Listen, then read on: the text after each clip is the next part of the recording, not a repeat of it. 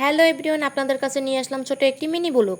যে যেখান থেকে এই ভিডিওটা দেখছেন, যদি অবশ্যই ভালো লাগে আপনাদের কাছে, অবশ্যই একটা শেয়ার দিয়ে পাশে থাকবেন। ক্যামেরার সামনে সেজেগুজে আসতে আমার একদমই ভালো লাগে না, তাই আমি সেজেগুজে ক্যামেরার সামনে আসি না। যেরকম থাকি সেরকমই চলে আসি। হাঁসের মাংস খেতে কার না ভালো লাগে? অধিকাংশ মানুষের হাঁসের মাংস ফেভারিট, তেমনি আমারও ফেভারিট, আমাদেরও ফেভারিট। যে বড় একটা হাঁস দেখতে পাচ্ছেন না, এই হাঁসটা হচ্ছে আমাদের না।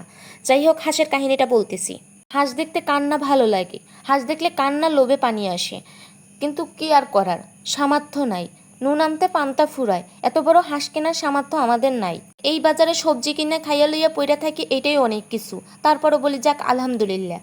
এই হাঁসের মেইন কাহিনী হলো, এই হাঁস হলো পাশের রুমের ভাবি হাঁস কাটতে পারতেছিল না, তাই আমার কাছে নিয়ে আসলো, বললো ভাবি হাঁসটা একটু কেটে দিবেন। তাই আমি আবার তার হাঁসটা কেটে দিয়েছিলাম।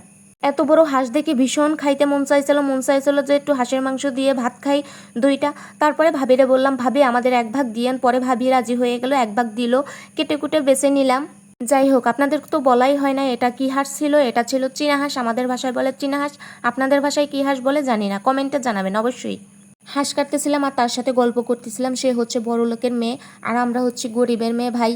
বড় লোকের মেয়ে, তারা হাঁস কাটতে পারে না, তারা কিছুই করতে পারে না, মাছ কাটতে পারে না। যাই হোক, আমার গ্রামে বাড়ি, গরিব ঘরের জন্ম, আমার গ্রামের মেয়ে। তারপরও কাটতে কুটতে সবই ভালো পারি, মোটামুটি যা পারি। যাই হোক আলহামদুলিল্লাহ। তারপর শ্বশুর বাড়ি আইসা মানে আরও সব কিছু শেখা হয়ে গেছে, কাটা কোটা, কোথায় কি কাটা লাগবে, কি করা লাগবে, সব কিছুই আলহামদুলিল্লাহ। এত মাছি যে কোথা থেকে আসে জানি না। মানে যখনই মাছ বা হচ্ছে কোনো কিছু কাটতে বসি, প্রচুর পরিমাণে রুমে মাছি আসে। মাছির জ্বালায় মানে একদম অতিষ্ঠ। ভাবিকে হাঁসটা কেটে কুটে পরিষ্কার করে সুন্দর করে ধুয়ে টুয়ে তারে আবার তার বাসায় পৌঁছাই দিয়ে আসলাম।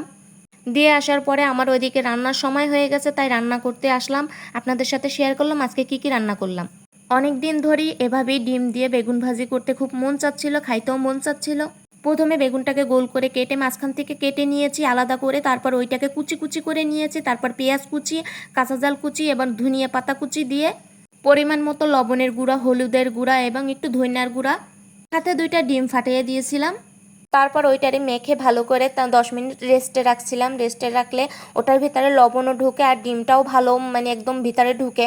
আমি অত সুন্দর করে কথা বলতে পারি না, অত গুছাইয়েও কথা বলতে পারি না। আর আমার অত আইফোনও নেই যে সুন্দর সুন্দর ভিডিও করবো। আমার যে ফোন আছে ওই ফোন থেকেই আমি ভিডিও বানাই। কথায় আছে না, অপেক্ষার প্রহর মিষ্টি হয়, সেরকমই আজ না হোক কাল হোক, কাল না হোক পরশু হোক, হবে তো একদিন ইনশাআল্লাহ। সেই অপেক্ষা। আর এরকম সুন্দর সুন্দর ভিডিও পেতে হলে অবশ্যই কমেন্টে জানাবেন। আর আমার ভিডিওগুলো কেমন লাগে আপনাদের কাছে অবশ্যই কমেন্টে জানাবেন। আপনাদের ভালো লাগলে আমার মনটাও খুব ভালো লাগে। আপনাদের ভালোবাসায় সামনের দিকে এগিয়ে যেতে চাই। হয়ে গেল আমার বেগুন ভাজি। আপনাদের সাথে কথা বলতে বলতে যাই হোক, কেমন লাগে